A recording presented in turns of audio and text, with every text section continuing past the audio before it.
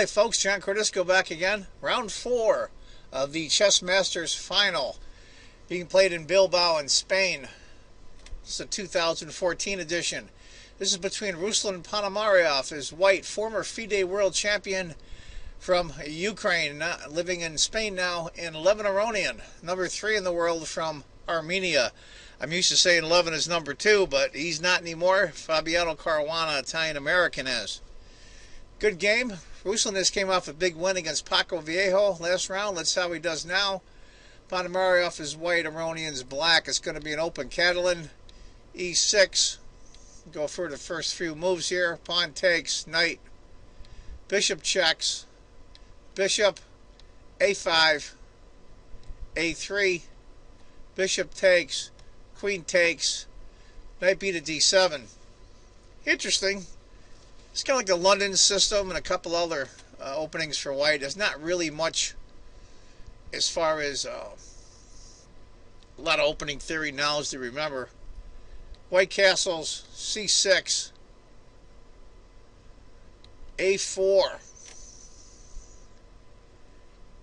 Black's up a pawn, but it's about a half pawn advantage for white. Knight to go after the pawn. Knight to A3.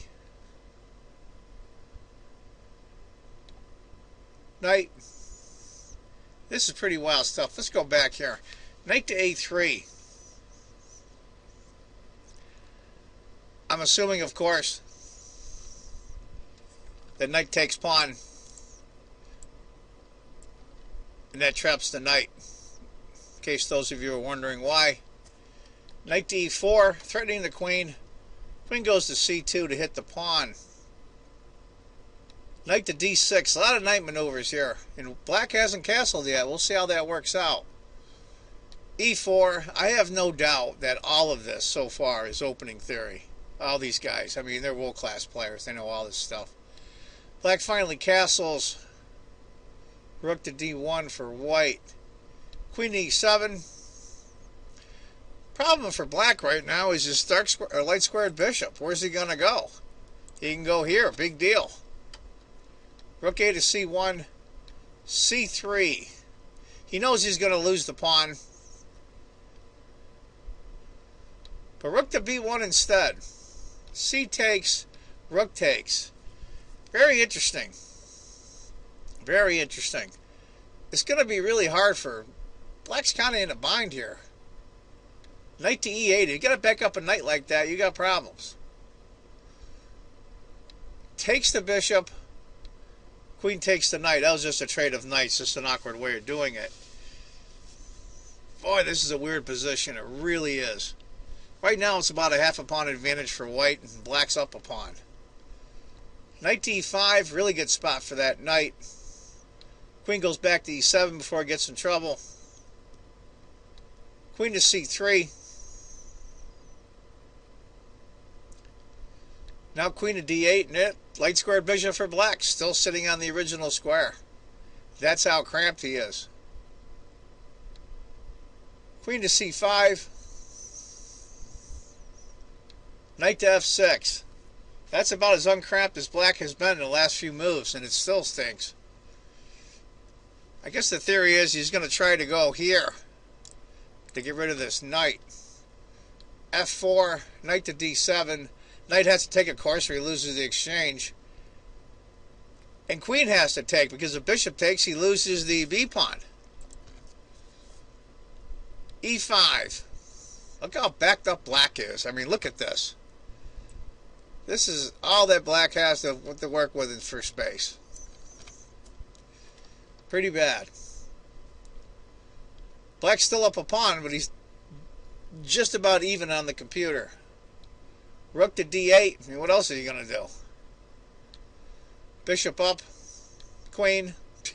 I mean, where's he going to put his pieces? King to F2. Queen F8. Trying to trade the queens to get some breathing room. Queen goes back to C2. No going for that. 8-6. King to E3.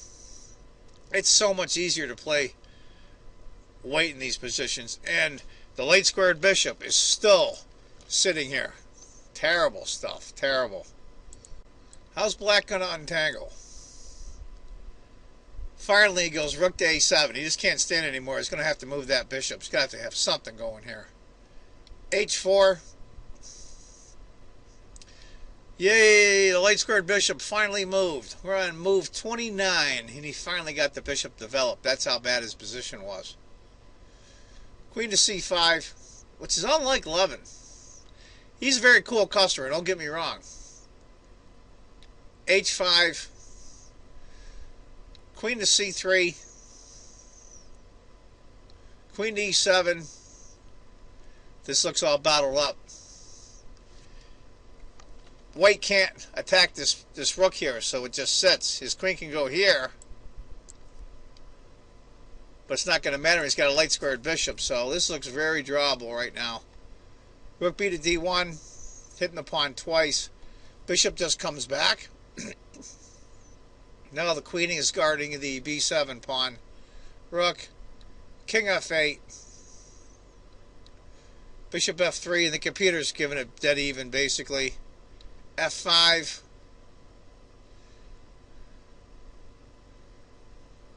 He could take it en passant, but after black retakes, I think it opens up his king a little bit.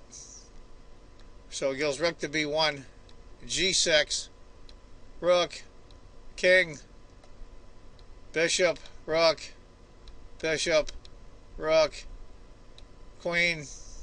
Finally takes. Now d takes. You still can't get in. Rook to d7 and rook to b1. There's nowhere for the rook to enter.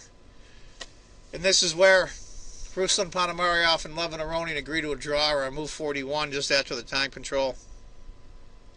I believe there was one time control, excuse me, in this tournament. I think it's 40 moves in 110 minutes. And then after that, you're on your own. There's a 30-second increment, though, so there's no second time control. Anyway, folks, not much of a game, I'm afraid, but it happens that way sometimes. So that's one of the games from round 4 of the Bilbao Chess Masters Final 2014. I hope you enjoyed what there was of it.